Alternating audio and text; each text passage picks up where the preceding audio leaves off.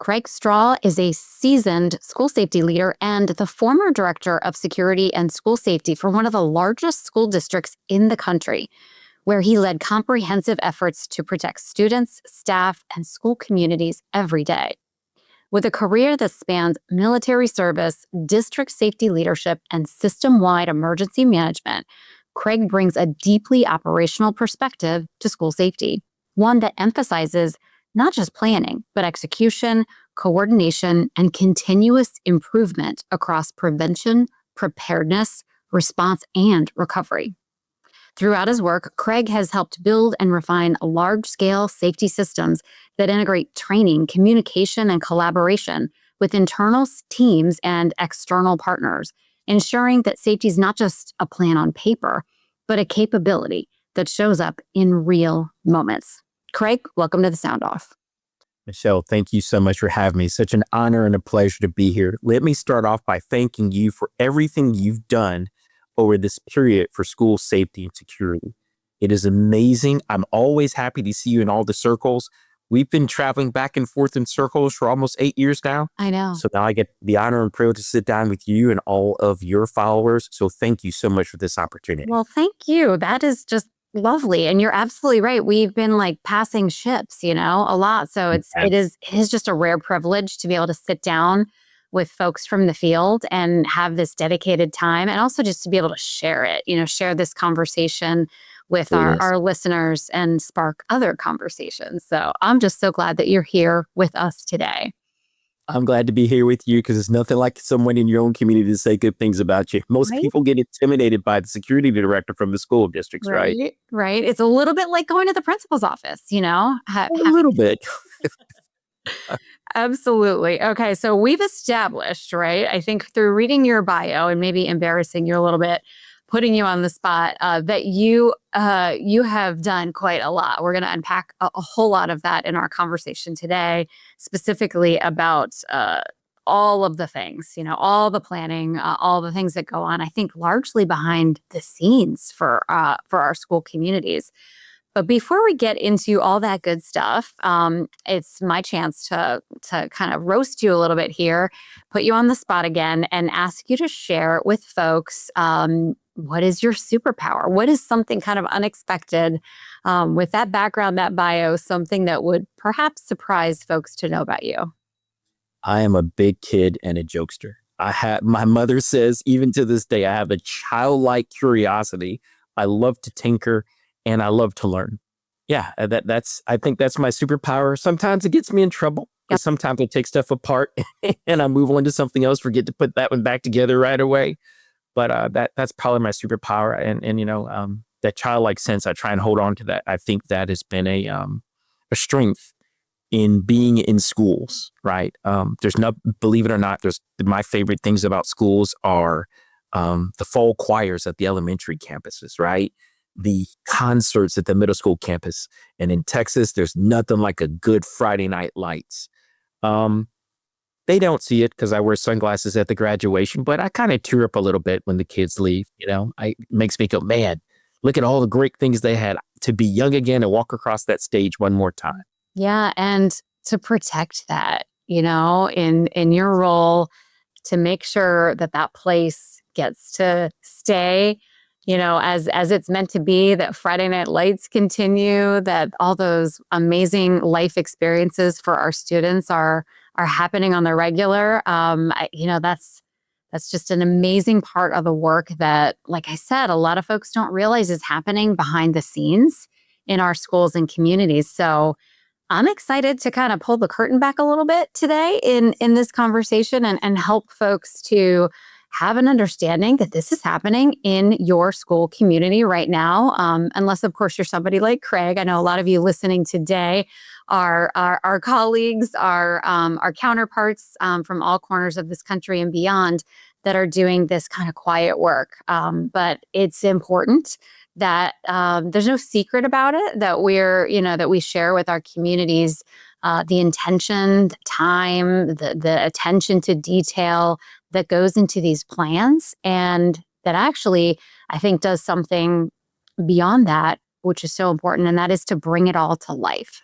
So I kind of want to start us there, Craig, if we can, with, gosh, I mean, you've led safety and emergency management in large, complex school systems, some of the biggest school systems in this country, under your belt, for sure. And I mean, I know you can write a plan, right? If I Yes. said, here's my school, here are all the important pieces, you could put together an amazing plan. And a lot of folks listening here today could as well. I think the real trick, though, is how we bring that to life, and that's what we mean when we talk about operationalizing. But what is the reality of that? How do you go beyond just that plan on paper and make it to where it's something everybody's participating in, even if they don't realize it? That's been a challenge. I've had 3 school districts in the last 8 years. From I started out at Clear Creek Independent School District, so that was 44 campuses, 42,000 students, 13 cities, 103 square miles, right, in 2 counties. Regardless, and then from there I went to Texas City, which was 8,000 students, 1 county, 20 square miles, and 14 campus. And then, of course, the final place was Houston. Regardless of the size, it's modular and scalable. I think the biggest plans are great. Having a plan on the shelf, having your I's dotted and your T's crossed are amazing. Compliance is not instantly lead you into readiness and the capability to execute the task, right? Our plans are guiding documents. They're living, breathing documents. So the big thing is to sit down, is to get together a team, right? First of all, find your team, because anything that we do, from prevention to medication to preparedness to response and recovery, in any incident, from an active shooter to a train derailment to hurricane preparation, we sat down every year at the same time in Houston ISD, and we brought all the key leadership together who were key decision makers, and we all got together in a room and we went page by page through the plan. We went through the basic theory. There is a before, a during, and an after checklist. We talked about 96 hours out, when we get the notification, what are our steps? How are we battening down the hatch? Who's going to ride out the storm? Where are they riding out the storm at? How are we going to communicate? So we got together and we did those plans. Then what we would do is we would take the plan and put it into a tabletop, which is we'd have our maps, our charts, we'd have simulations, and we would run through making reports and looking at things. We discovered that we had some deficiencies in our emergency communication system. So we ended up getting new radios. We ended up finding some federally funded government telephone lines that were used for emergencies.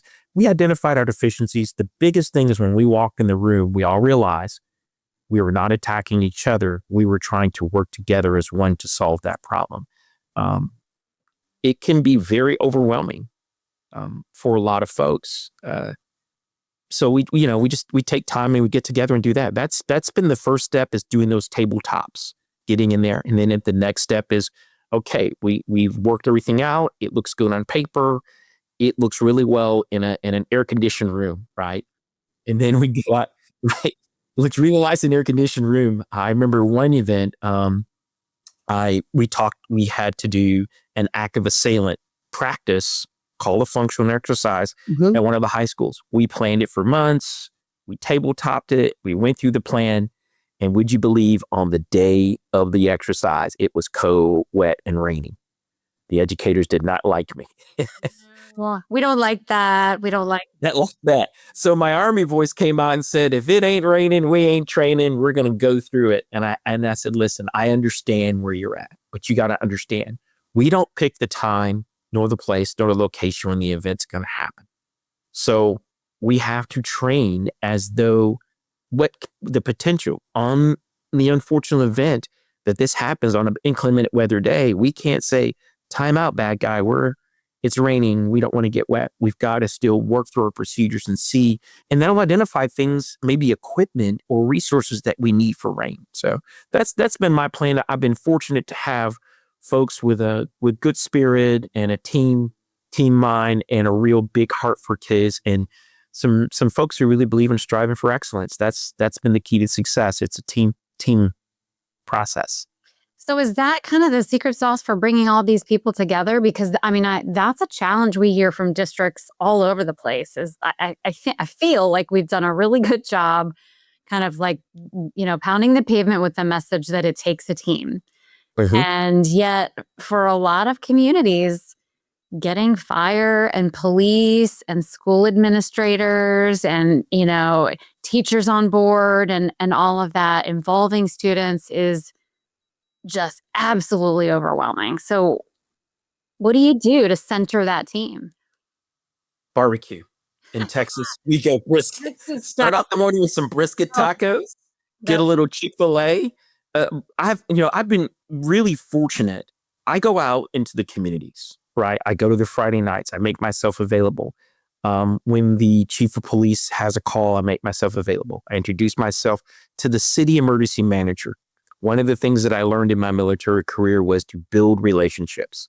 It is all relational. Yeah, it is. The number one thing is we should never be exchanging business cards or saying, "Who are you?" on a scene, right? There have been plenty of times I've shown up on the scene and it's, "Hey, Tom. Hey, Craig, how's it going?" Okay, what have we got? Yep. What channel are we on? Where are we at in the process? What can I tell my boss? What can I provide from the school district that's going to save lives and make this process effective and efficient? Right? We spend time doing that. We got Chick-fil-A that came out and sponsored one of our events.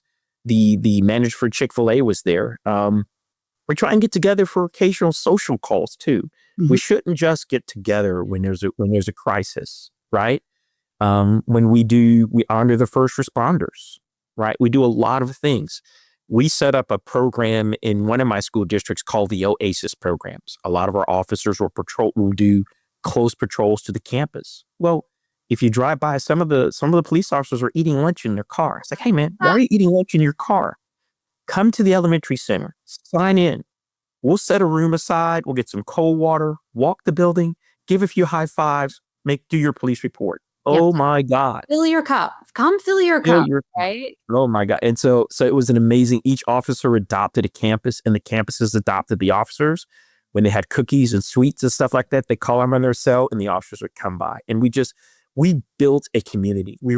I really operate off the principle, it takes a village to raise a child, but it also takes a village to secure our children within the community. And I also try to reach out to the parents. If there's an incident and the parents want to talk about it afterwards, my door is always open.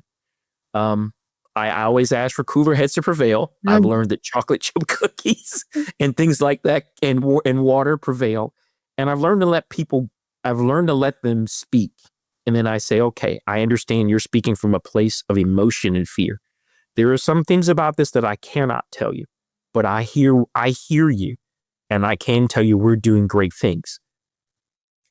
If I need something, then it's easier for my superintendent to do the ask from the community because they know who we are. We've been as transparent as we can, and we work with them on a daily basis, right? So there's no one solution. It's like a gumbo. You add a little bit of everything until you get the right flavor, but it takes years. It really does. But I think the first things with a hi, my name is Craig. Yeah. I'm here to help. Yeah, no, I love that. And I'm definitely thinking you must be like a chef, or maybe there's a cookbook that you need to write that is associated with this. But no joke, food really does bring people together. It's a way of establishing community together, literally breaking bread. And in the Northeast, it's Dunkin'. You have the coffee and we have Right. a lot of Dunkin' Donuts up there. But those are simple things that set the table literally for the hard work.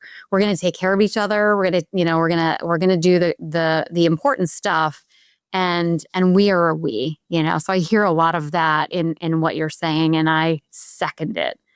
Food is family. It is, right? And the Food is family. connections, boy, I mean, it's like you talked about how you essentially have this playbook, right? And so if this happens, we're going to do this. If these are the circumstances, we're going to do this. So you have, kind of like laid out all the possibilities in your work, and then we just don't know what the final factors are going to be, right? So we better be really solid as a we, we better know each other. And we also need those opportunities to practice those plays essentially. So you talked about tabletops.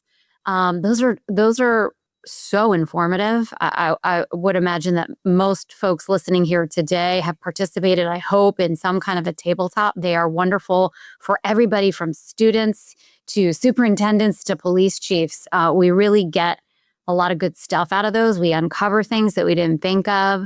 But she also talked about functional exercises where we actually is kind of a living tabletop, right? We're live, we're walking through it. We're actually in real time discovering, oh my gosh, I thought this was going to be a great egress pathway for us in a crisis, and it is not. We have accessibility issues here that we didn't think about, and all those amazing things that we uncover when we do that stuff together. And then the other exciting thing I think about that is that that's also relationship building. So, Yes. when you're doing all of that together in this multidisciplinary fashion, many times you're including staff and students and parents in the process. There's just this level of engagement and buy-in that is invaluable to the process. Yes. And then so I think the biggest thing that I find in any emergency or any training or any drill, the number one thing that fails first is communications. Can't communicate with each other. First responders, because I'm a part of their community, we have a special chip in our cell phone that works different than the civilian chips. So when you have educators, they can't call us a lot of times. Yeah. Many of them don't have time to train with their radios. Their radios are tired on our radios. Sometimes the first responders get in a section of the building and they can't get a signal out. So we identify these things ahead of time. Like I said, food, we do a debrief, right? Tell me one thing you learned today, right?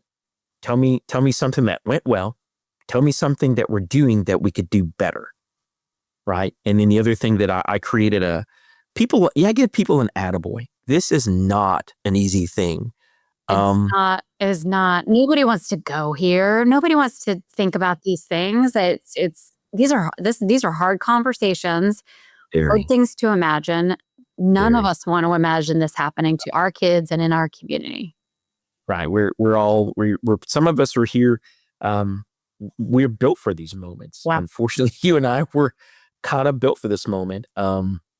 My story is I was involved in 2 gun related incidents in my K through 12 career in high school. And that drove me, I think that sense of fear and some other things drove me towards the military, where I got a set of training and skills I could bring back. I love serving the nation. Now I get to serve a community. But yeah, nobody wants to go in and do that. It takes a lot out of us to do that. So, but it's very rewarding on the backside. And we created a award. I have a Spartan helmet, an actual giant Spartan helmet. So all of our school districts, we try and in Texas use silent panic alarm technology where they have a push button, they do their drills. What I work with the campuses, you can get 100% accountability and they do 16 drills. If you can get 100% accountability in all 16 drills, your principal gets the Spartan helmet awarded at the principal's meeting, right? And then your campus gets Chick-fil-A breakfast. I pay for that. That's something that I do because I want to kind of contribute for that. And it's also great. I mean, to see those principals, they hold up that Spartan helmet, Yeah. right? We try and make it a little bit. We try and put a reward in it, Yeah. right? Yeah. And So I think you need to. I really do. I think it calls out the work. It points to something that states this is valuable, this is important, yes, and we're sort yes, of gamifying it, of course, which is yes, which is good and also important because we have to have a little fun in this, right. and I also think that this is the teacher in me, Craig, it's coming out right now, but like there's a lot of opportunity to teach in these experiences with our students, Absolutely.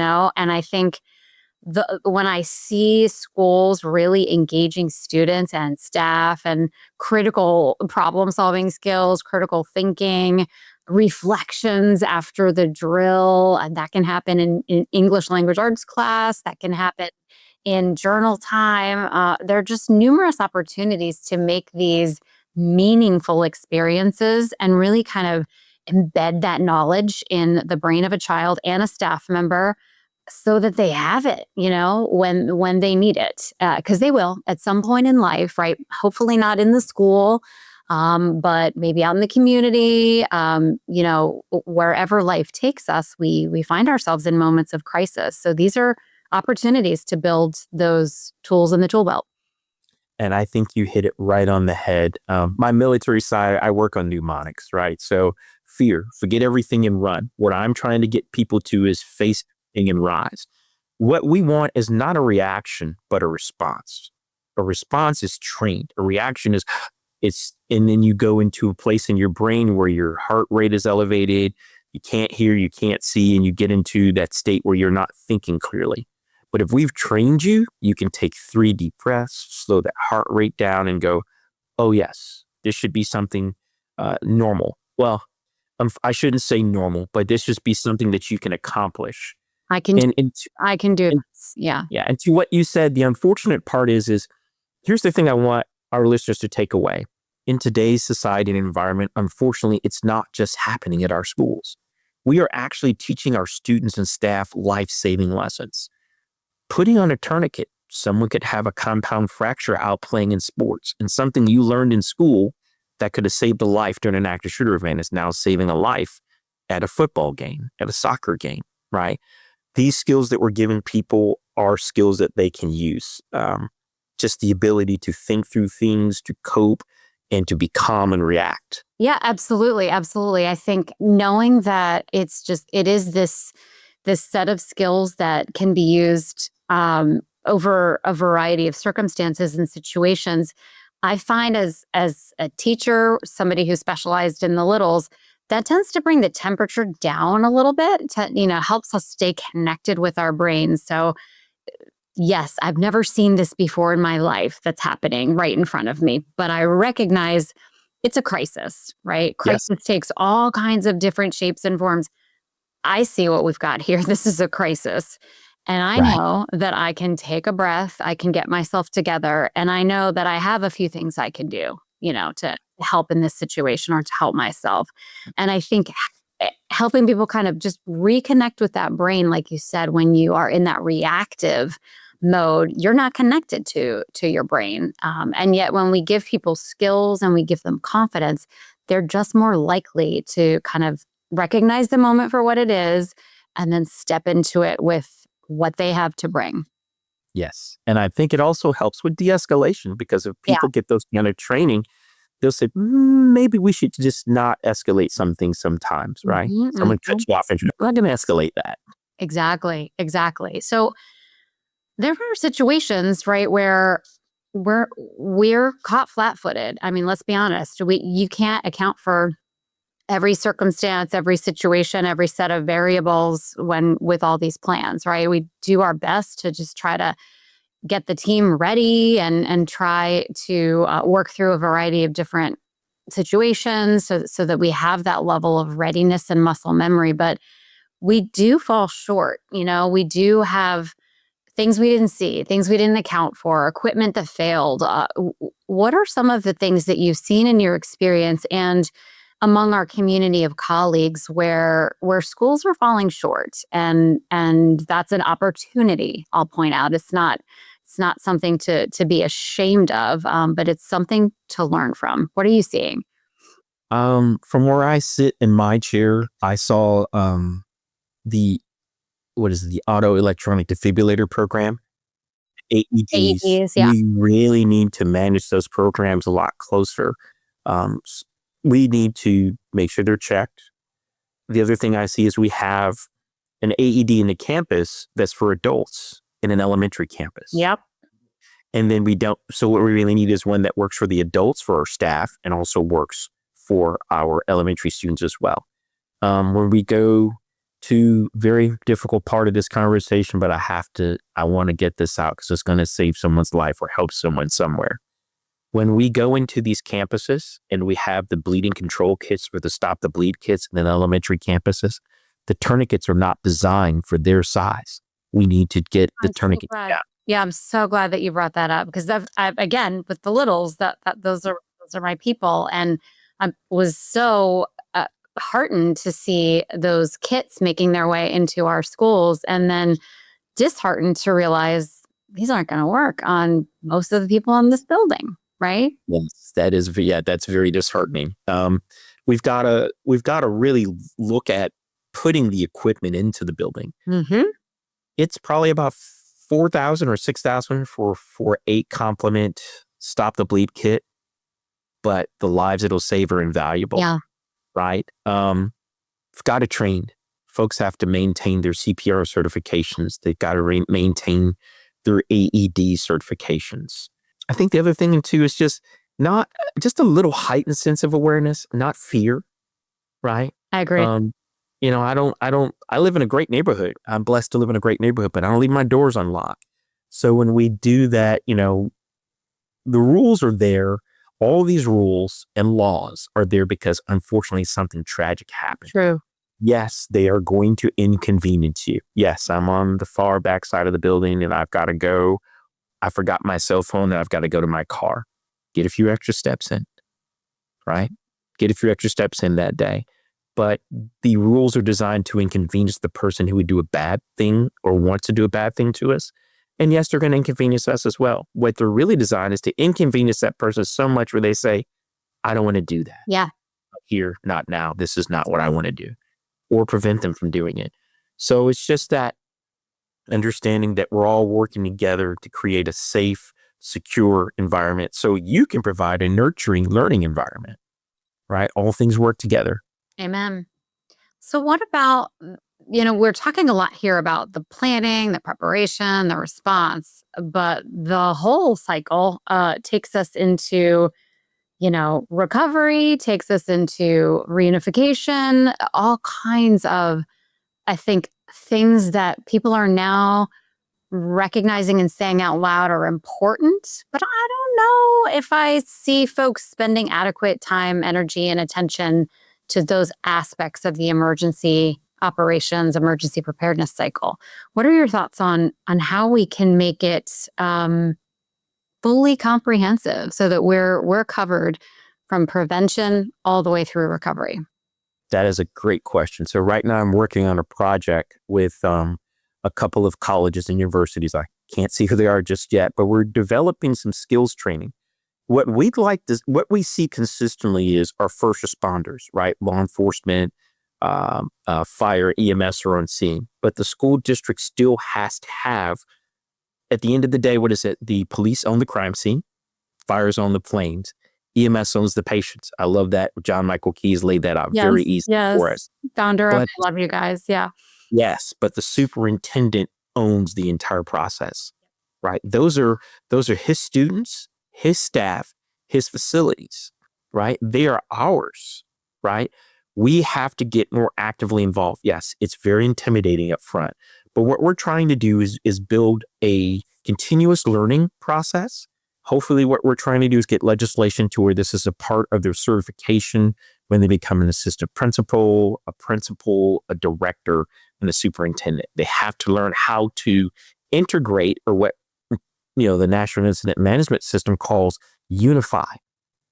When I'm studying a lot of these after actions reports, it's usually 16 to 20 hours in the day from the time the event occurs until the last parent is reunified with their child. We can reduce that if we work some things concurrent at the same time, right? Once we learn how to talk to each other, they have to learn the first responder language. We have to have a plan. We have to train through the plan. And so I think that's really where we at. You got to do the training. I don't think anybody's ever prepared for the amount of response that comes, right? Santa Fe, Uvalde, I think Uvalde was 390 first responders, all converging on that one small area. I We don't think a lot we of were people absolutely overwhelmed. We Mhm. physically didn't have space for first physically responders. don't have space. If you don't know who's who, if you don't know that person, they're not letting you into the scene. They're not going to let you help. They're not going to let you work because you're trying to come up in the middle of a crisis while they're problem solving. and introduce yourself. And they're not really probably in the mode of trying to make friends. They're busy trying to do jobs that save lives. I don't think our schools really anticipate the post traumatic. Let's talk about post traumatic. There is post traumatic stress disorder on our students and our staff. We are not designed as a military member. It took many years of training to get us mentally resilient for the things we would see and encounter. Yep. That is not something that we're preparing our students and our staff for. And I hope we never have to, but we have to have a plan in the unfortunate event that it occurs as to how to get them to a new normal. Yeah, no, I would agree. I think the post traumatic, and there's a lot of confusion. I feel like I'm grateful that there's everyday conversation now that we can say words like trauma and we can talk about traumatic impact and the realities around that. And I feel like as a field we have grown greatly in terms of our understanding and what is actually reasonable and appropriate and trauma informed for students and staff. But I feel like you know, well, we certainly aren't going to stress inoculate students and staff, but we have to prepare for what if there is a traumatic exposure, right? If there is a traumatic exposure, and that could be, God forbid, something like what we experienced in our community. It could be witnessing a bus accident. It could be Yes. witnessing a serious injury on the athletic field. Um, Yes. it could be a fight, that breaks out. And there's any number of things that can provide that exposure that leads, of course, to post-traumatic stress. And they're all going to, anybody who's been exposed is exposed to post-traumatic stress as well. It's our response and how we are planning that could better insulate, protect, mitigate the likelihood that would develop into post-traumatic stress disorder, right? And so in your schools, how did you begin to connect those plans, those preparations with mental health resources to better prepare for that recovery process? What were some of the things that you were able to do? So I unfortunately had to respond to an incident where two students got into a physical altercation and one student pulled a weapon and stabbed the other student. We were able to get to the victim, triage, transport him, and we were able to actually take the assailant into custody. But in the way that kids communicate now, that made it out across the Oh my campus. gosh, yeah. So even if you weren't physically present, that Yes, impact is on your phone, is in absolutely. conversations. Yeah. Absolutely. So, the incident triggered a lockdown. When we triggered a lockdown, we triggered our response plan, we triggered our communications. We got on scene, and then I said, okay, we have an annex in our emergency operations called Psychological Resilience Annex. I said, okay, guys, I need a crisis incident management team on site. We have crisis incident stress management counselors in the district, and they deployed to the site. We set them up in an office, right? They had great contact with our local mental health providers. We made counseling available. We had already had a contract for therapy. The district actually owned a therapy dog. We owned our own therapy canine. So we had invested in that. That was a trial program where we're trying to get like 5 or 6 other ones just to help. And so we went through that process. We taught our staff mental health 101. Each campus had its own SISM team. So we had a robust set of mental health professionals and team members. We offered counseling. Anybody who felt that they had some stress, we went through the stress indicators with them. We had a system with Texas for TCHAT for mental health that they could take. So we prepped for it very well. And that's in every EOP that I write. No matter what the response is we always consider the mental health capacity, right? Because mental health is health. So my plug for the day is it's okay to not be okay. Okay. But if you are, recognize the signs and ask for help. Yep. Right. Oh, we have to teach people where the help is, right? Yes. So Yes. who do you Absolutely. go to? And if it's a trusted adult, hey, that's a great first step. But does that trusted adult know where to connect you? What resources do we have? So important. And I think this goes back to what you said earlier. these are things that we can do in tandem, right? We can have these processes. We can be preparing for prevention. We can be preparing for response. We can be preparing for recovery. And then if and when a crisis takes place, a lot of these processes, this crisis support team is engaging right away, while this other team is setting up incident command and, activating all of these other protocols. So you would be really surprised. And it doesn't have to be an active shooter event. In Houston, we had a lot of bad flooding during Hurricane Harvey. You did. So when the hurricane season came along last year, we had a major hurricane. The students who had lost houses and homes, who were unhoused during that, who missed meals, they had a real reaction to that. Of course. And in anticipation, we sent out our counselors. We do things where we call points of distribution. So post-hurricane, we work with the food banks. We pick campuses and we set up and we offer food, we offer mental health, we offer clothing, we offer everything that we can to help our students with their psychological resilience and get them to a new normal. So it just doesn't have to be a tragedy. I would absolutely agree. It's any kind of crisis impact, right? Any kind of crisis impact, absolutely. And I think that's just a measurement. Our mental health counselors and our principals and our teachers, listen to our teachers. Our teachers know our students.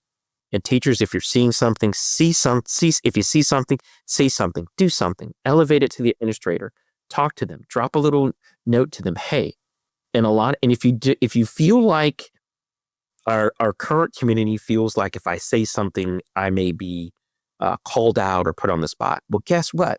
Most school districts have an anonymous reporting tool. You can report anonymously. Put whatever your issue is inside of that anonymous reporting tool. As the safety director, I got those every day, 24/7, 365. And we would open them up and look at them and evaluate them. And we would push them to the right person in the district. If I couldn't solve it, I pushed to the right person in the district. We had a tracker.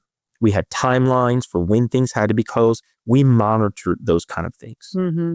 You in the Houston area have a really strong system in Crime Stoppers. We do. That's been a robust system used by schools for decades and decades. And it's amazing how it's evolved. But I think the multiple mechanisms for speaking up when something doesn't, as I say, look right, smell right, feel right, sound right, are important because there is a level of fatigue that our administrators experience, our teachers experience as the recipients of these concerns on a regular basis, right? We want those concerns, but they can become overwhelming.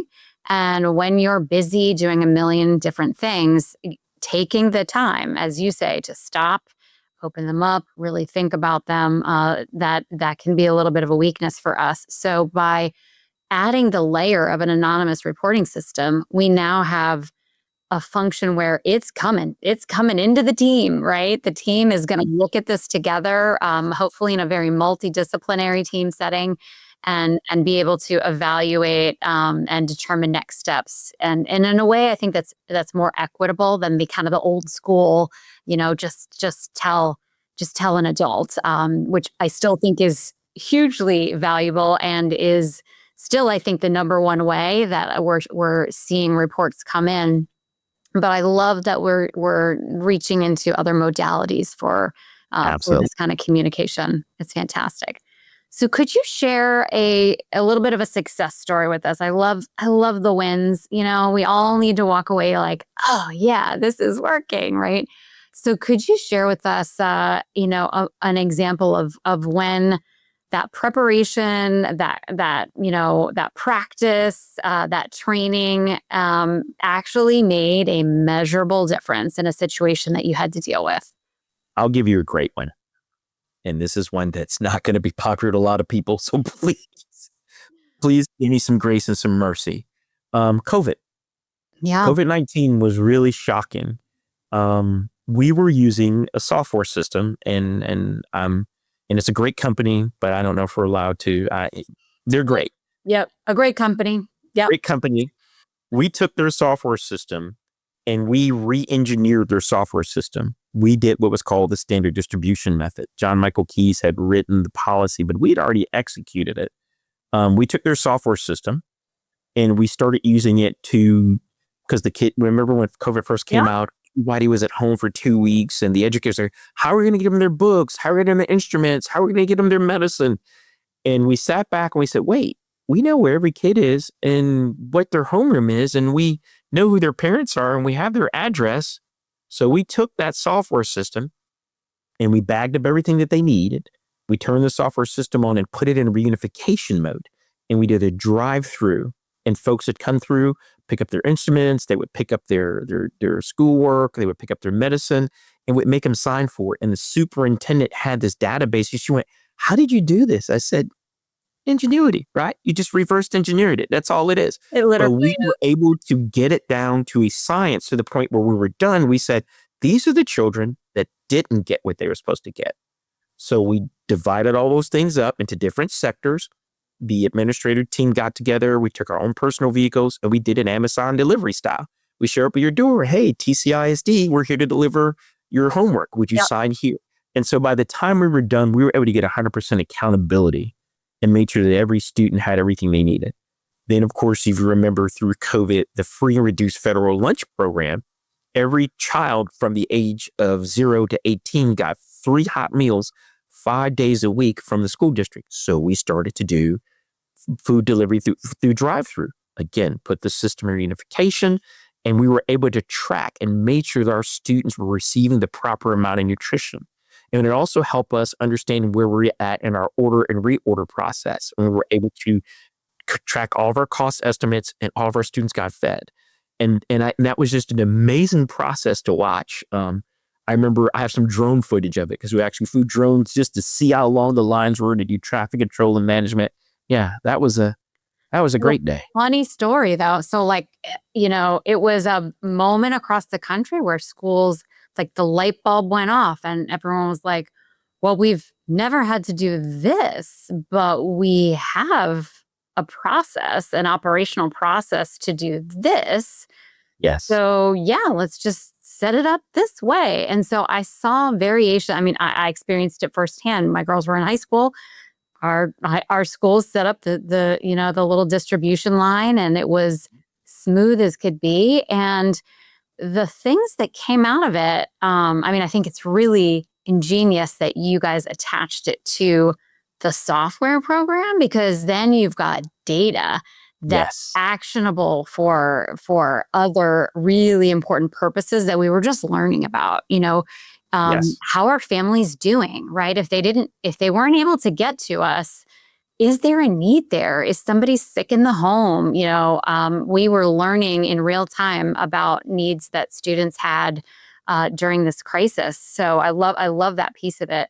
But just in its simplest version, Yes. we experienced it, and schools across the country were like, oh yeah, we can set this up. And then very shortly after, it was replicated again for meals. It Yes. was replicated again for homework and assignments Yes. as the closures went on and on and on, right? So, and it really is that, I think it goes back to that tool belt thing, right? We had the tools, we were just using them in a different context. So I think that's a great example. And Yeah, show my age. We MacGyvered it. Now yes, that's what I say. Yeah. so the best part about it was we actually issued out the senior year, we issued out cap and gowns that You way did through a drive. too? Yeah. So that was, wow.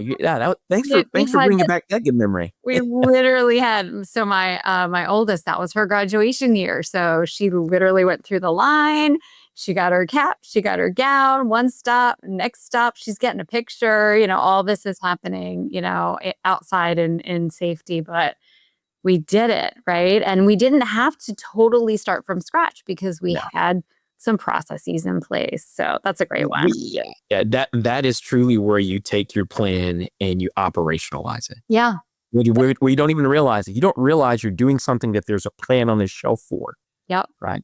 But I literally saw that drone footage that you're talking about. Like I remember because we were all stuck in our houses, and so working in a different context. And somebody shared that with me when you guys did that. I was like, yes, That's fantastic. You guys are stuck at home, but the interesting thing for school district emergency managers, believe it or not, folks like me, we're on call We 24/7. were. You And absolutely we answer the call. I mean, we were going in, we went out and we got masks. We were delivering masks. We were were. Yep. delivering hand sanitizers. We were putting the sticky feet. I don't know if we had I feet remember those. in the Yeah. heart. For graduation, we set out the bleachers and spaced everything. We spaced out the chairs. We kept a lot of things running, Yeah, and you that's sure did. You that's sure did. great. I love too in one of our schools. So we have a program called Bright Futures that's really very focused on students' basic needs. And many of our communities utilizing the program have like a big pantry, a big warehouse full of everything that a family or a child might need. And our SROs in that community became that delivery mechanism. So they were very busy with a lot of new and different and weird duties at that time. But they were, essential personnel. They still had their vehicles, and it turned out to be a really great way to check in on families, to maintain connectedness, and there were such incredible stories that came out. Families were just so grateful for that level of support and relationship building. So it is amazing. It does to see it serve our communities in real time is just amazing. But it can be overwhelming, right, Craig? So Yes. we talk about all this and there are so many great success stories in our communities and districts around the country. But I think we got to be honest about the fact that our district and school leaders are often overwhelmed by the scope of this work. And you pointed it out earlier. A lot of people who are leading schools and districts, they're like me. They started out in a classroom and then they became a team leader and then they became an AP and then they became a principal and a director and an assistant soup and on, right? And so this is not anything that is a part of formal education that I received or any of the leaders that I worked for. So it would be only natural that that would be overwhelming. How can we help each other overcome that overwhelm and step into the work together? I you know I have another theory that I outright, and that's to whom much is given, much is expected in return. The challenge becomes, in part my misunderstanding of it. There's some things that I can do. Being a school principal and teacher is not one of them. I've been on the campuses. It is a special type of person. I'm waiting for some teacher to be signing their, $1.5 million contract for 5 years with a school district, like our professional athletes who earn it, but our teachers, they make the world go round. We've just got to get a learning environment. It's a climate and culture shift. I really wish, in all honesty, the things that I'm doing right now to support schools weren't a necessity. I wish we didn't have to respond to this. I don't okay, I remember it because I'm from Detroit and it happened to me, but this shouldn't be as commonplace as it is nowadays, right? And unfortunately, it's not going away. We have a choice. We can be preventative, and I think we're starting to get some prevention measures in with threat assessments and see something and say something. I think it just actually worked. Was it the other day in Wisconsin or Minnesota? Uh, so but it's not catching on as fast as it needs to, or maybe as much as I would like it to, or maybe even you. But in that side, we still have to go work the other side of the equation, right? First, outside, inside, last. My math teacher would be so proud I remember that. We've got to, these are some, yes, it's a very difficult thing and a very difficult conversation, but I guarantee you, I can make this training easy, memorable, palatable, and executable, but you've got to do it. Yeah. You have to do the work. I remember turning in my math work and doing it with a calculator. My teacher's like, show me the work. Have you seen that new math with the whole page? Emergency response can look like that, but we can scale it down. Yeah. It's not going anywhere, unfortunately. And there are human made, there are natural disasters, and there are technological disasters. we're recently working a project looking at a geographical region of the U.S. I didn't know they suffer from earthquakes. I have friends right now that live up near Austin. I didn't know Austin was in almost near a drought. These are conditions that we still have to respond to. As assistant principals with 600 children in a building, as a principal with 600 children in a building, as a superintendent with the average campus in the state of, the average district in the state of Texas has 14 campuses, 8,000 students. If we let our teachers teach, and our administrators lead, really, if you really think about it, as a principal or an AP, you have a small city you're running every day, right? Or if you don't want to call it a city, let's call it a resort, because your guests check in every day, right? You've got an amazing dining facility and you serve world-class meals. Pizza Day is always the best. Some of them have their own police department, even in that just one officer. You have your own medical facility and you have a medical technician there. You have medicines and things like that. Some of them have gyms, right? So we've got world-class fitness. They've got weight lifts. They got world-class fitness centers. They've got swimming pools, right? They've got theaters. You can see Broadway plays brought down to miniature size. That requires us to be able to be prepared to respond to certain things. And we have to learn how to train. You're not on an island by yourself. It is a team response. It is a team effort. I'm here to help you. You're here to help me. We'll join hands, we'll get it together, and we'll do the right thing. But you have to do the work. It's not a sprint. It's a marathon. You've got to train. It's going to be a distance. But I guarantee you, when you're done, I've only ran a half marathon and I'll never do it again. It was awesome. But I think, to your point, I mean, these skills are these are, I call them life skills, right? These are the life skills of safety. So we do the work because we have a community, a town, a little city that we are running, and everybody has to be safe and sound for this community to be a success. So if I were to give you just 60 seconds, what would you leave us with? What would be the most important thing for us to walk away with from this conversation? The most important thing is, in order to be capable, compliance, we have that in our emergency operations plans. You have to train. Just like you do a checkup for your dental, do a tabletop. It's a health issue. It's health and safety for you and everyone else in the community. And that training will lead you to a capability. We hope that you never have to use it. But on the unfortunate day that you do have to use it, we want you to be ready, capable, because it saves lives, right? When seconds count, it takes all of us. Now that is the note to end on right there. It does take all of us. This has been an amazing conversation with Craig Straw here on The Sound Off. Thank you so much for joining us.